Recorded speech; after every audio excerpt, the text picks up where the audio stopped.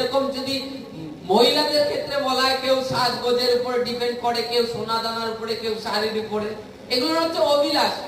তোমার একটা আছে, দুটো আছে, তারপরেও যদি এক্সট্রা কিনছো, সেটা কি? অভিলাষ প্লাস হচ্ছে লোক দেখানো যে আমারও আছে। এমন দিন গেছে মানুষের দুটো কি তিনটে শাড়িতে সারা বছর কেটে গেছে। আজকে তোমার কাছে যেটুকুনি আছে তুমি তাতেই সন্তুষ্ট থাকার চেষ্টা করো। তোমার কাছে তুমি একজনকে দেখছো নেই, তোমার কাছে বেশি আছে, তুমি তাকে দাও। কিন্তু তোমরা কি করছো? তাকে একটা হাস্য পাত্র করছো। এই মা দেখো, ওর না দেখো কিছু নেই, কিন্তু তোমার ভাগের থেকে তুমি তাকে দান করছো না, দিচ্ছ না। তোমার তো রয়েছে তিনটে চারটে পাঁচটা, তুমি তাকে একটা দাও না, কি ক্ষতি আছে? তোমার কি হবে? কিন্তু তুমি এখানে জাগতিকে